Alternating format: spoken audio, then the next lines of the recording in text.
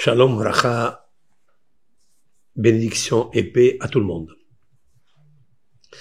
Dans la section qui vient de passer, section de Vaïgash, il y a une phrase très intéressante. Dans le sens littéral et dans le sens allusif, elle est exceptionnelle. C'est lorsque Yehuda et ses frères sont revenus d'Égypte, ils ont dit à leur père Yaakov que il y a un grand problème. C'est que la personne, le gouverneur, ils ne savent pas que c'est Yosef, a demandé de faire descendre le petit frère qu'ils avaient, Binyamin. Et vous savez que pour Yaakov, il ne peut pas faire descendre Binyamin, c'est impossible. Car il peut lui arriver un malheur. Binyamin, je le garde chez moi à la maison, dit Yaakov Abinu, parce que il ressemble à sa mère. J'ai perdu Yosef, il pense qu'il est mort. J'ai perdu Rachel, elle est vraiment morte. Maintenant, si je perds Binyamin, vous allez me faire descendre dans les profonds des abîmes. Perdre 2 enfants et une femme dans la même année, c'est impossible. Yosef Hatzadik, il lui envoie, il dit, je veux Binyamin ici. Dans la pensée de Yosef, c'est de commencer l'exil. Car il fallait que la vache suive le veau. Le veau, c'est Yosef. Il était descendu déjà en Égypte. Maintenant, on va attirer le taureau. La vache, c'est le père, c'est Yaakov. Quand vous voulez que la vache, elle vienne là où vous voulez, vous prenez son veau. Et ça vaut la peine. Et en fait, Yaakov, il leur dit, mais je peux pas. Donc, il l'a gardé. Et lorsque la famine commençait à sévir, ils ont senti qu'il n'y avait plus de quoi manger, il les a appelés. Il leur a dit, et maintenant, comme ça, ve'ata, et maintenant, chouvou, revenez, c'est-à-dire descendez en Égypte, shivru lanu me'at ochel. Achetez pour nous un peu de pain, un peu d'alimentation. Dans le sens littéral, bon, on comprend, mais dans le sens grammatical, c'est très difficile cette phrase-là. Et maintenant, chouvou, ça veut dire revenir. Revenir où? Il fallait dire, et maintenant, descendez en Égypte. Parce que vous savez que chaque fois, quand le peuple d'Israël montait d'Égypte vers la terre d'Israël, on dit, il montait. Et quand il descendait pour cause de famine, ou pour l'exil, on dit, il descendait parce que la terre d'Israël est plus haute que toutes les terres de ce monde. Comme ça, disent nos sages, bon, il y a une grande discussion, qu'est-ce que ça veut dire? Est-ce que géographiquement, elle est grande, elle est pas grande? Peu importe. Mais, on dit, Vaya'alou, et ils sont montés d'Égypte en Israël. Vayerdou, et ils sont descendus. Le patriarche Yaakov aurait dû dire, et maintenant, descendez, allez, achetez. Il dit pour nous.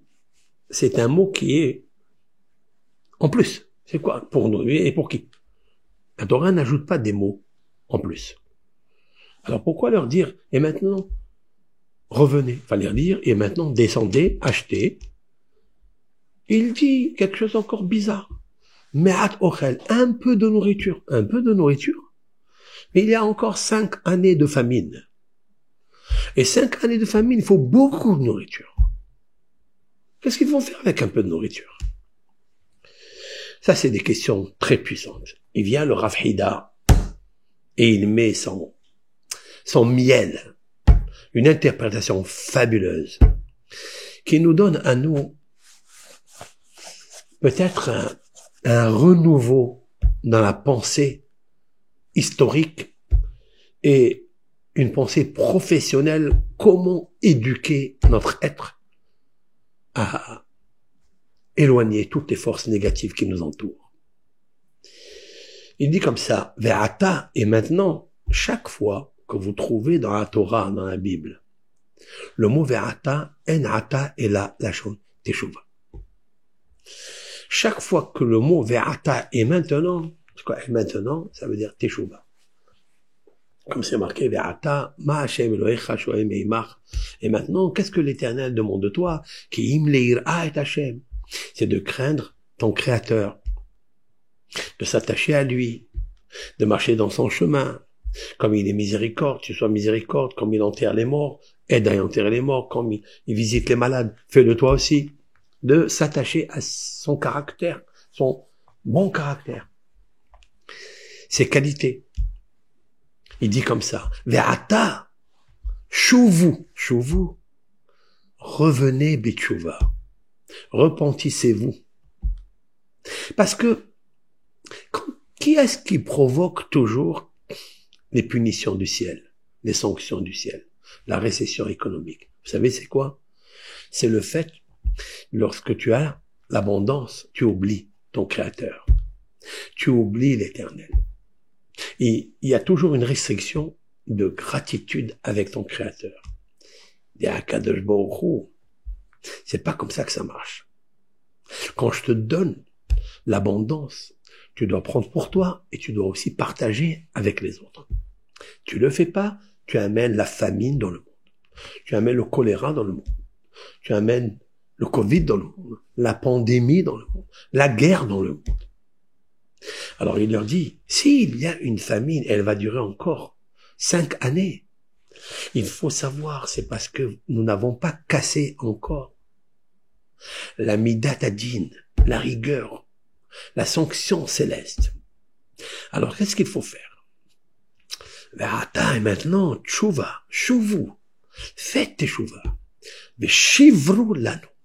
Alors dans le terme chivrou dans la Torah, c'est faites du commerce et amenez la nourriture. Mais là, il leur dit chivrou dans le terme de chevira, c'est-à-dire briser.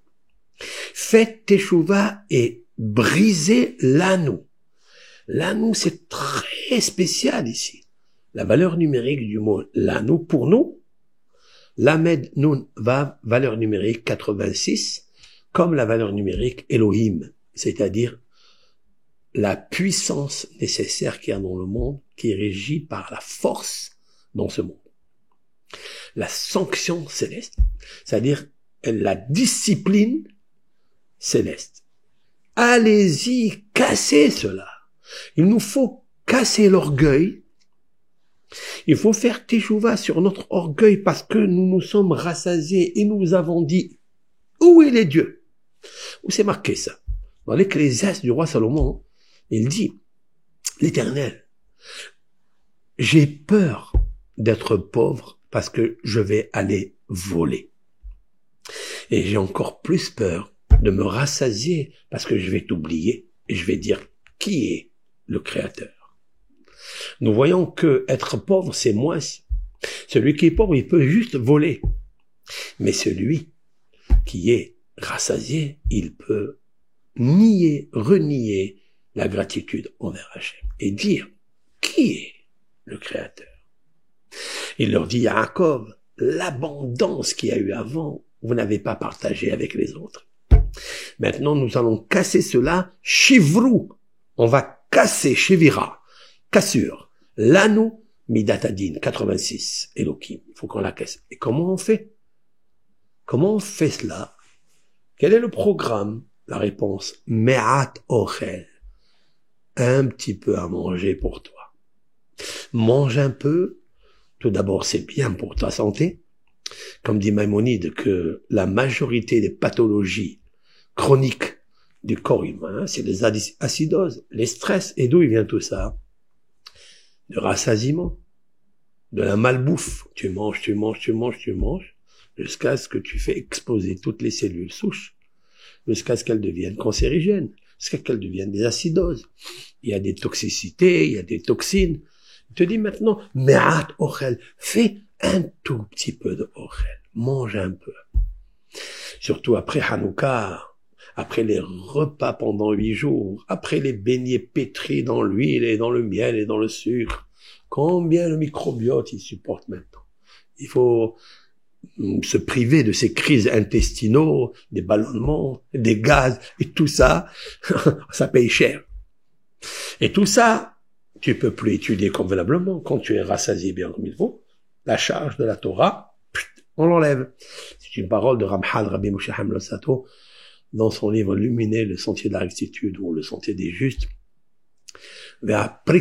Ve'asvi'a, ça veut dire le rassasiement à outrance, Gorem et prikatol. Elle provoque, elle est la causalité de se décharger du joug céleste. Et c'est ce qui nous arrive. Il leur dit, Yaakov, vous voulez arrêter ces 5 années de famine qui arrivent? Mais atochel, mangez un tout petit peu, vous allez voir qu'est-ce que c'est. Et ça, c'est magnifique. Donc, dans notre Torah, elle est belle, la Torah. Alors, à nous, avec l'aide de Hachem, de retenir ce fondement. Ve'ata, si on veut faire teshuva, shuvu, nous devons faire la teshuva réellement. Comment on fait la teshuva? Shivru lanu. Il faut briser la Midat Adin qui est 88, 86, Midat Elohim. C'est l'implacable discipline. Sinon, ça descend toutes les maladies du monde, les guerres, les récessions économiques, etc. Alors, comment on fait ça? Le programme, c'est Me'atochel, un tout petit peu à manger. Il rassemble qu'Hachem nous aide. Il faut prier à ça. Et on voit que notre changement mental clair, notre mental du souvenir, de la concentration, il est là. Kol tov, Shavua tov à tout le monde. Bracha ve'atzlach. Et bonne santé, portez-vous bien.